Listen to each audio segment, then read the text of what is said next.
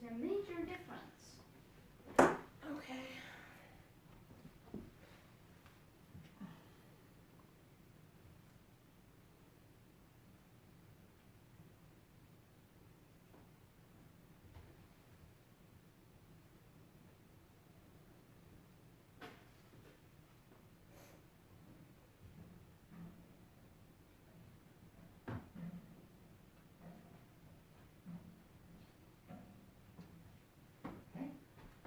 Sorry. Good morning. Food. Did you get You're not food? allowed to have food. Caleb said. Caleb said. Look pretty. Hey. Where's it ready? A dress to church. What? That's 13 cents left. That was good. I think he has it set though for 5 after, don't you? Oh. That made me feel better. It doesn't matter. Well, I guess we'll go ahead and get things rolling with everybody that's here. Well, thank you everybody for joining us. Even for those who are online for various reasons, glad you're here. It's an honor and a privilege to be able to gather together with you in a internet sense of the term. But we're still here. We're still going to worship God, and we still got a message from God's Word. So we're going to go ahead and get things rolling. But before we do that, I got a couple announcements. First of all, we are officially resuming pretty much standard activity for us, which means that this evening we're going to go ahead and do the discipleship class at 5 o'clock. So if anyone wants to go ahead and come on, doesn't matter if you haven't been before, just come. We're learning we're learning about the Bible and how to get more out of it at this point. So if that's something you want to get some help with, we would be glad to go on that journey with you. So we got that, and then Monday night is the Next Steps recovery meeting for ladies. So if you're struggling with addiction, whether it's alcohol, drugs, or phone, or whatever kind of addiction that you might be wrestling with, that's where you need to go. You'll get help. You'll get a support structure of people who will lovingly kick your butt when you need it and hug on you also when you need it. And so whatever it is you need, they're going to be able to provide it, and some tools to help out on the journey of getting free from whatever it is you're dealing with. And that's Mondays at 7 o'clock at the Reunion Center, which is 1 block south of the courthouse.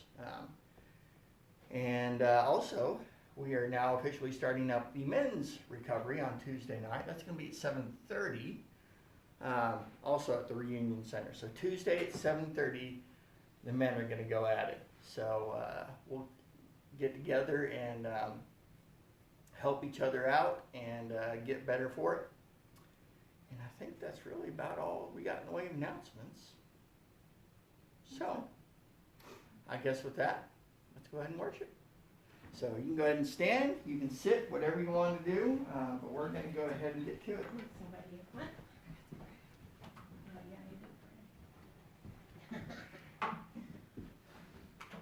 We got a new one here today, and it's a little fast and frantic, so take deep breaths.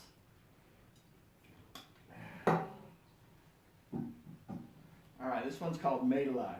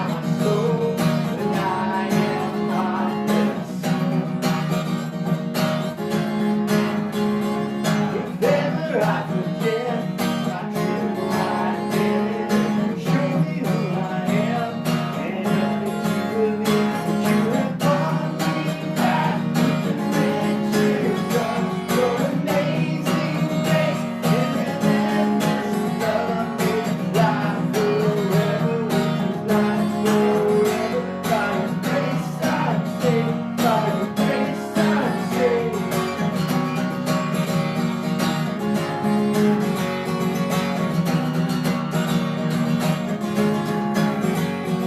My sin has been erased, and I'll never be the same. My sin has been erased, and I'll never be the same. You have brought me back with the riches of your amazing grace and relentless love. I made alive forever with you, alive forever. By your grace I'm saved. By your grace I'm saved.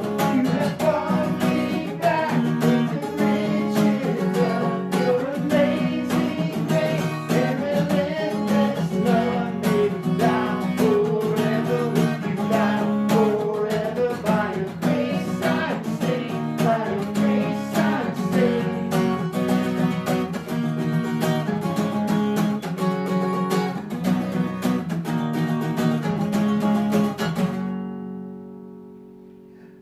Like I said, deep breath. All right, slow it down a little bit. Let's sing Alive in You.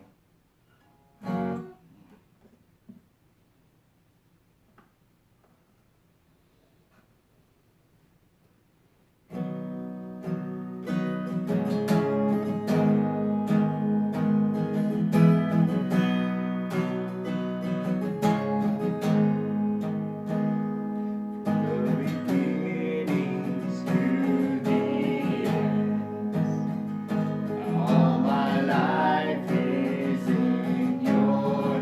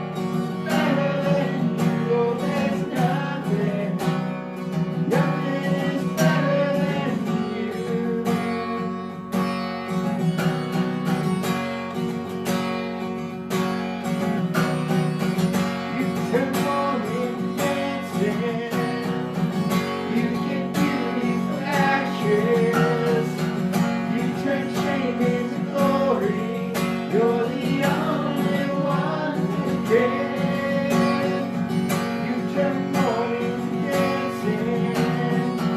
You turn beauty to ashes. You turn shame into glory. You're the only one who can. You turn faith into gardens. You turn bones into armies. You turn seas into highways. You're the only one who can. Only you can. Better than you, there's nothing. Better than you, there's nothing. Nothing is better than you. Oh, there's nothing better than you. There's nothing better than you. Oh, there's nothing. Nothing is better than you. You turn waves into gardens. You turn mountains into armies. You turn seas into highways. You're the only one who can. You turn waves into gardens. You turn mountains into armies. You turn seas into highways. You're the only one who can. You're the only one who can. You're the only one who can.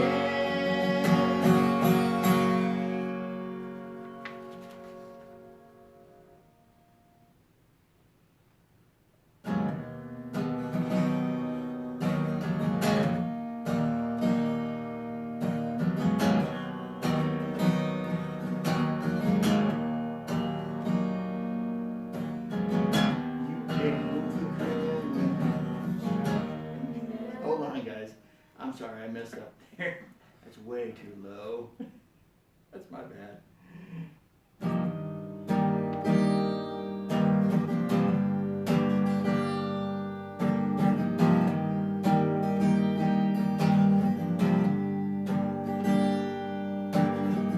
You came for criminals and every Pharisee. You came for hypocrites, even one like me.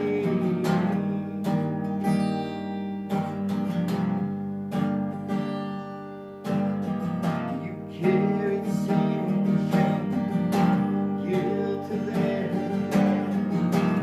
weight of all I've done, nailed it to your hand.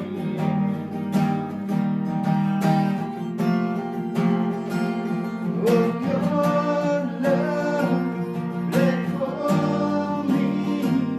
Oh, your blood in crimson streams. Oh, your death is hell's to be.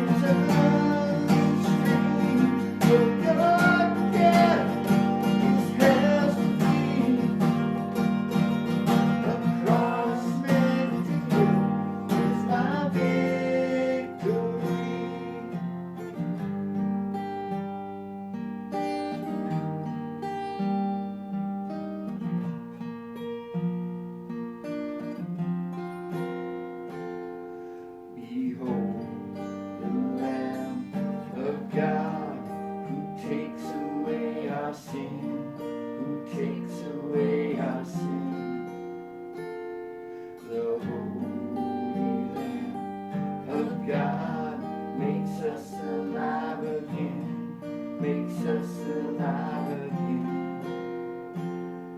Behold, the Lamb of God takes away our sin, takes away our sin. The Holy Lamb of God makes us alive again, makes us alive again. Oh, your love that for me, oh, your blood in crimson stream, oh, your death is hell's defeat. A cross nailed to you is my victory. A cross nailed to you is my victory.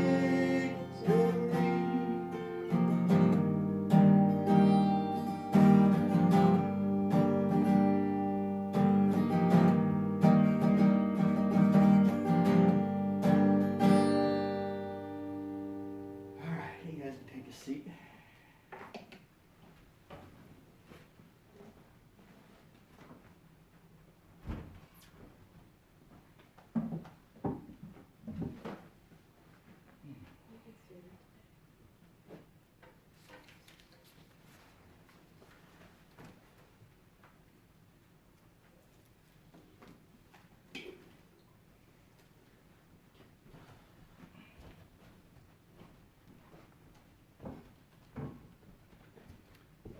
Okay, seeing thirsty work sometimes. We've been going through a series on James, and just wanting to make this a series that's all about faith for the real world. And you know, there's just sometimes you get into something, and you can tell there's going to be a point. You're like, oh yeah, this part's going to be ugly.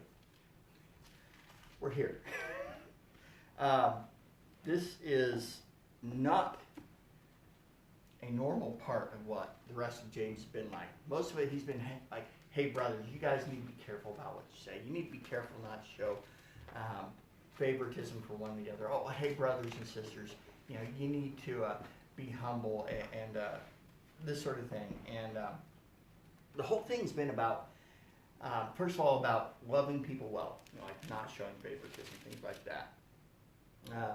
It's also been about loving people well in the sense of controlling what we say. That's James chapter 3. It started there. It's probably the most famous passage in James is chapter 3. And that's really kind of comes under that category of knowing how to love people well. And then the chapter 4, the rest of it has been about this idea of being humble and letting God lift you up in honor. Like it says in verse 10, it says, humble yourselves before the Lord and he will lift you up in honor. And so we talked about this idea of having quarrels and fights and judging people by standards that we've set up ourselves that aren't necessarily biblical ones. Maybe they are somewhat biblical, but they're kind of got a level of interpretation added to them. Like I told you that the Pharisees were famous for doing that. They took the idea of God saying, okay, remember the Sabbath, keep it holy, and make it a day of rest. And they took it and saying, okay, well, this is how you avoid doing work on Sabbath. You can't do this. And they made up a whole bunch of rules interpreting what God said.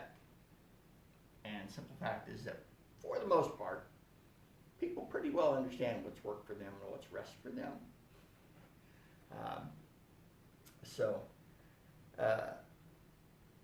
We don't really need a sect of religious experts telling us what to do and what not to do. So we can take God's rules, God's laws, and for lack of a better term, and this really is a pretty poor term, we can spice them up on our own.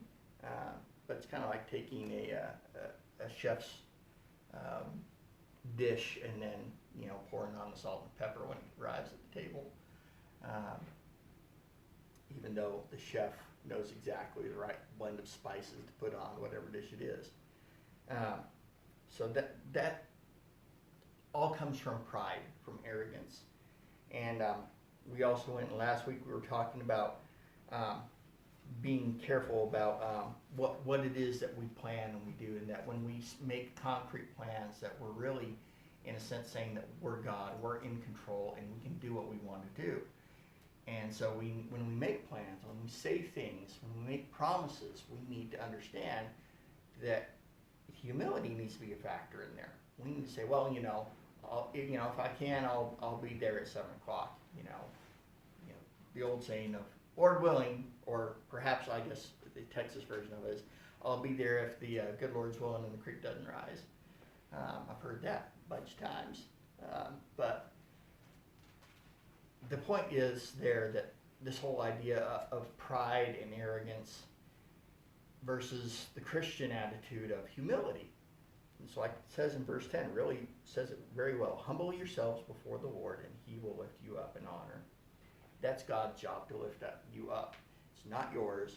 It's not your friends. It's not your spouse. It's not your parents. It's his job. And he will. So leave that to him. And we just work on staying humble. Chapter 5, though, hits, and he changes his tone entirely.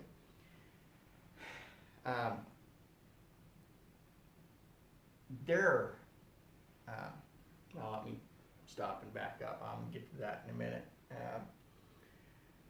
This chapter, or at least the beginning of it anyway, is about people going off the rails with this. This idea of, hey, we need to love people well and we need to stay humble.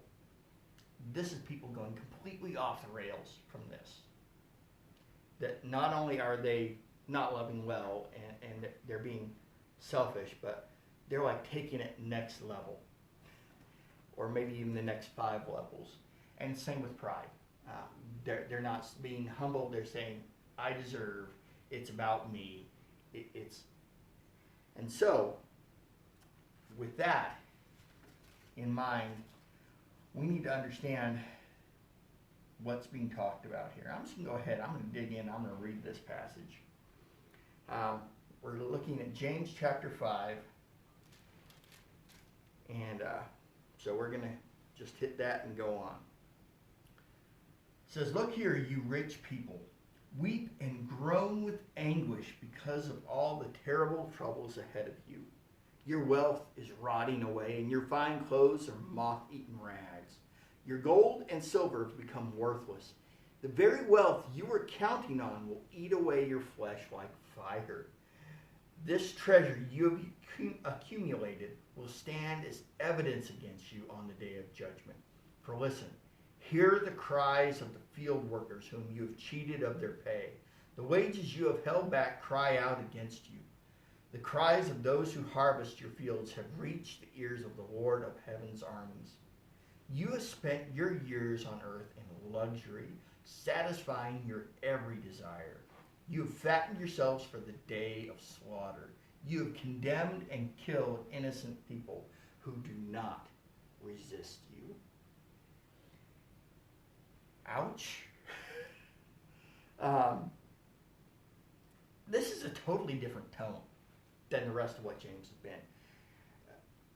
I don't expect you guys to have counted it. I went ahead and I use my Bible app to do a search, and I counted that way.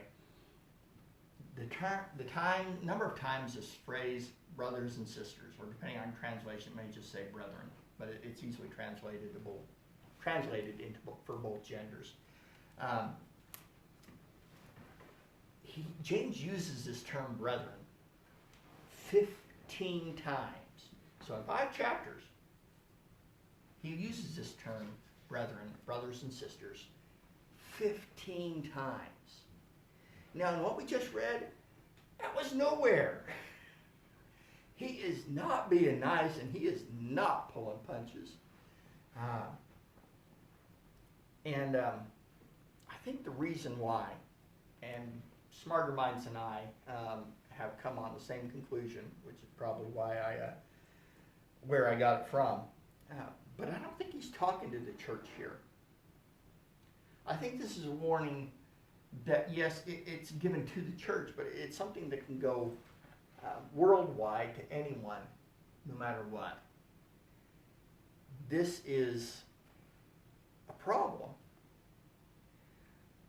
Wealth isn't necessarily evil. And this passage has a long history being taken and used to say exactly that money is evil, that being wealthy is wrong. And that's not the idea. Problem is that wealth creates opportunities. It creates opportunities that can be used well, or opportunities that can be used badly. We can begin hoarding money and stuff. We can begin cheating others, employees. It gives us the opportunity for complete hedonism, which is the unrestrained pursuit of anything that gives you pleasure. It gives us the opportunity to trample over those who are helpless. So in other words, this whole passage is about unrestrained pride and selfishness. That's what this passage is about. It's not so much about money. It's about the fact that they use that money to give them the right to chase after unrestrained selfishness and pride. The person described in this passage right here has in almost every way become their own God. They may not think of it in those terms, but they fully have a mentality that says that I am a God and you guys should basically worship the ground I walk on and the money I happen to throw in your general direction, whatever little that may be. So there's this complete change of tone from James going, hey, brothers, sisters, listen up. Hey, we need to be careful about this. We need to be sure to do that. We need to not do this. Hey, okay, we're family. We can do this. And then James 5 comes on. He's like, listen up. And he just lays into them really hard. It doesn't get much worse than that, talking about how your money is going to be like a flame that consumes your flesh. I mean, that's pretty graphic, I think. So, at any rate, the point of all this is that we need to be aware. We need to be careful not to go down the road that leads to unrestrained pride and selfishness. And it can just be one, it can be the other, but oftentimes they will go hand in hand. Because not many people who are proud to the point of arrogance are very loving. And people who are inherently self-centered, well, there's a measure of pride in that.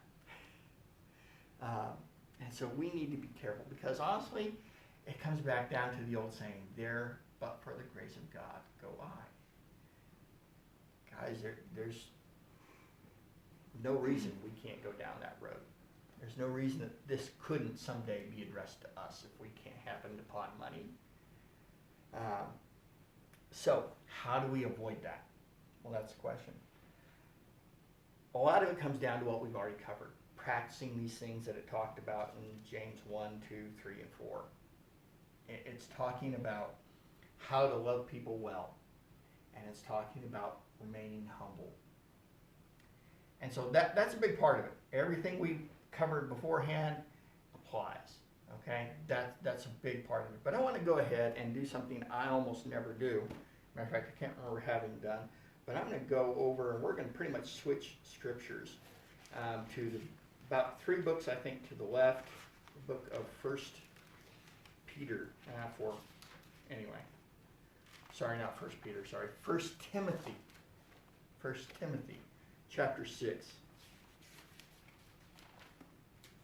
1 Timothy chapter 6 has a lot to say about this matter of money.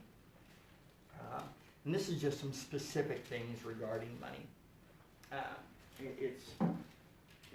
Whereas everything James mentioned is kind of good, whether you're poor or rich, this is specific instructions regarding money.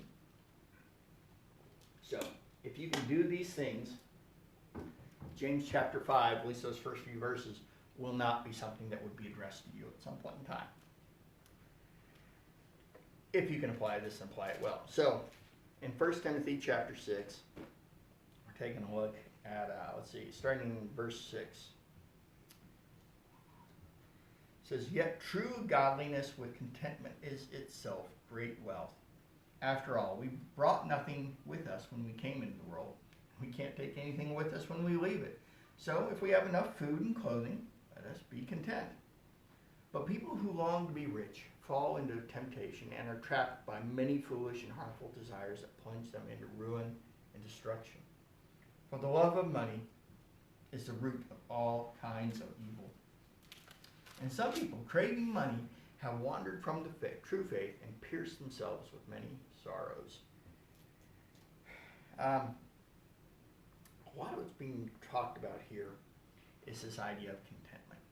Being content with what we have. So really, that's the first part of it.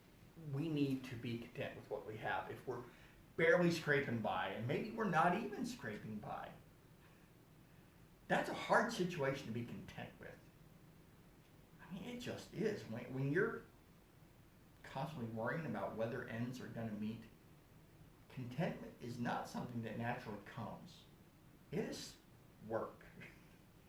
It is something that is a constant readjustment of what it is you're prioritizing. And he's just saying, like, hey, if we got food and we got shelter, we can be content with that.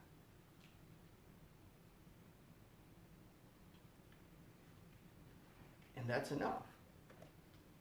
Here in America, we consider ourselves living below the poverty line if we don't have DirecTV and Netflix.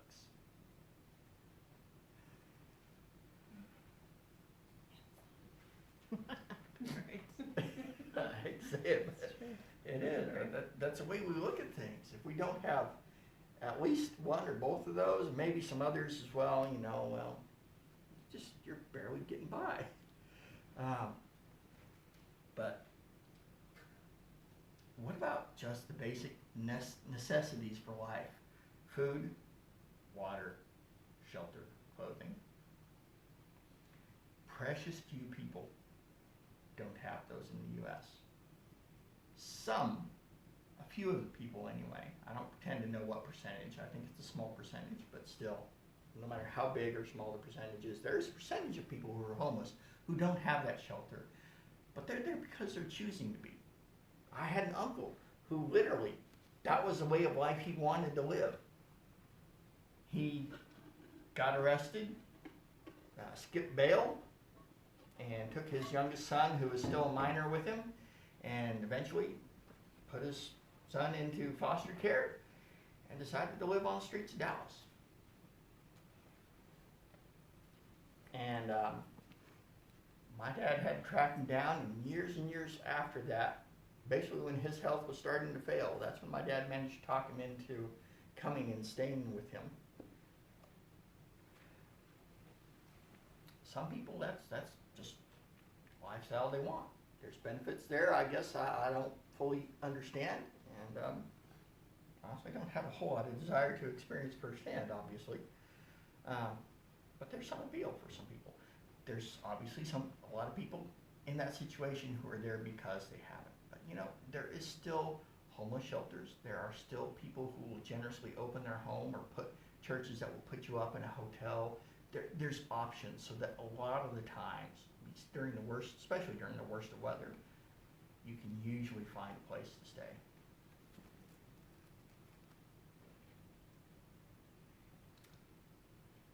You can be content with that. My uncle can be content with living under a bridge for well over 10 years. Why can't we? Why can't we be content in our homes, even if it's a 1-bedroom, 1-bath, or maybe a studio apartment, or whatever the situation is? Why can't we be content with that? We have what we need, so let's be content with it. Just like it says in verse 6. Yet true godliness with contentment is itself great wealth. After all, we brought nothing with us when we came into the world, and we can't take anything with us when we leave it. So if we have enough food and clothing, let us be content. Second thing we can do in regards to money is we can use this temptation that comes with money as a reminder to love God most of all. There's basically two directions. When we get tempted with anything, whether it's money or I don't care what it is, it doesn't matter. We have that choice to make the right choice or to make the wrong choice.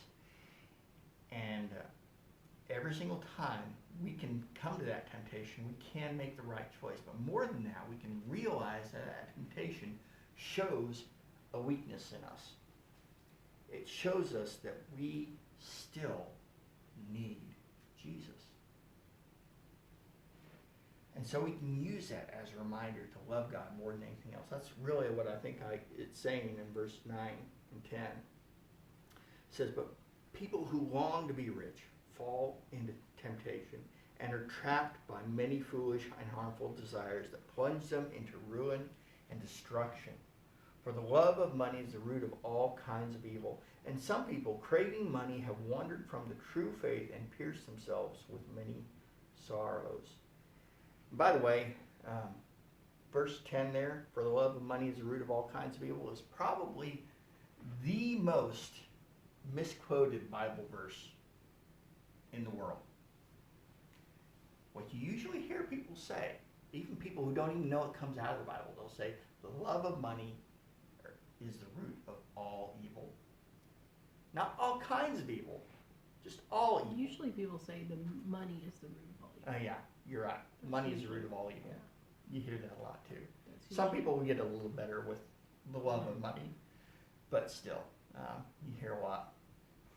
You're right. Money is the root of all evil is what we commonly hear, and that is a misquote of the Bible, and certainly a misquote, a misdirection of what God is trying to tell us there, because it's not money that's evil. Money is a tool.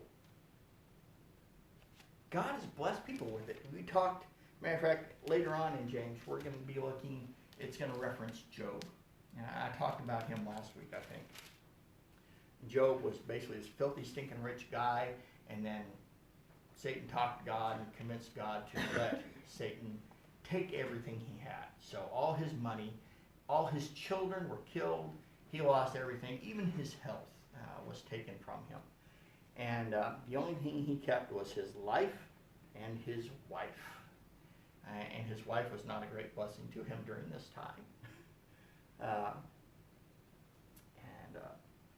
Man, he went through all that, and I read through that passage where God laid into Job and he humbled him hardcore. And Job did. He repented of his pride, and he came back to God and said, I'm nothing. You're everything. You're the one that deserves worship. You're the one whose master plan is the best plan possible. I'm going to trust you. And so what did God do? Job was filthy, stinking rich before all of this happened. You know what God did? God gave him twice as much after. Money is not automatically evil. Otherwise, God wouldn't have blessed him before, and God certainly wouldn't have blessed him afterwards. We see that. And it means what it says when it says the love of money. Who is your God? That's the question. Is it money? Is it what money can get you? Is it that new car? Is it that new house? Is it whatever? It can be 100 different things that money can give us. And again, the only thing money does is it gives us opportunities. We can use those for good, or we can use those for, honestly, for evil, like what we saw in James chapter 5. So, we see that. I'm going to go ahead and skip a few verses here because he kind of has a little thing in the middle. But I'm going to skip down to verse 17. So 1 Timothy 6:17 says, teach those who are rich in this world not to be proud and to not trust in their money, which is so unreliable. Their trust should be in God, who richly gives us all we need for our enjoyment. Tell them to use their money to do good. They should be rich in good works and generous to those in need, always being ready to share with others. By doing this, They will be storing up their treasure as a good foundation for the future, that they may experience true life. Everything God gives us is an opportunity. There's a quote from an Anglican bishop from I don't know when, before I was born. His name's J.C. Ryle. It says, "It's possible to love money without having it. And it is possible to love it with," I think I missed it. "It's possible to love money without having it. And it is possible to love it without having it." There we go. Let me say that again. Say it right. It is possible to love money without having it. And it is possible to love it without having it. I'm still messing something up there. Sorry, Mr. Ryle. I don't think you'll be offended, but I'm not going to take the time to sort that out mentally. But the point is that we can love money whether we have it or not. We can put that as our God. We can chase after it with everything we have. If we've put more time, money, money and energy into getting more money, then that shows what we're really treasuring. There's a problem. But if we're putting our time, energy, and money into things that last eternally, into people, into God, into getting tools to bring us closer to Him, in emulating the character of Jesus Christ Himself, His generosity, things like that, that's when money becomes a tool for righteousness. And God's kingdom can flourish because of it, instead of despite it. And so this is one reason why we have that core value, give like God. That's one of our core values. Give like God. And it goes, be generous with your time, money, and abilities. God has given all three to everyone in various measure. Whatever you got, be generous with it. And it comes down to that. Give like God. So, money does bring a unique set of temptations. And if we're probably all pretty honest, we probably all wish we had those set of temptations. It gives us opportunities. Basically, it's magnifying glass. It shows what's really in our heart. It gives us bigger opportunities to spend money on ourselves and lavish it on ourselves and spoil ourselves till we are rotten. And it really is. It's about not loving people well. It's about utter selfishness. And it's about not being humble, but truly arrogant. That's what James is talking about. So, I'm going to go back. I'm going to read that passage for you in James again. And just listen with that in mind, that this is about unrestrained selfishness and pride. So, it says, "Look here, you rich people. Weep and groan with anguish because of all the terrible troubles ahead of you. Your wealth is rotting away. Your fine clothes are like moth-eaten rags. Your gold and silver have become worthless. The very wealth you were counting on will eat away your flesh like fire. This treasure you've accumulated will stand as evidence against you on the day of judgment. For listen, hear the cries of the field workers whom you have cheated of their pay. The wages you held back cry out against you. The cries of those who harvest your fields have reached the ears of the Lord of heaven's armies. You have spent your years on earth in luxury, satisfying your every desire. You have fattened yourselves for the day of slaughter. You have condemned and killed innocent people who do not resist you. This is the depths it can lead you to. This is what we don't want to get anywhere near. We can have all the money of Jeff Bezos. I don't know how to say his last name. The wealthiest man in the world, the guy who basically started Amazon.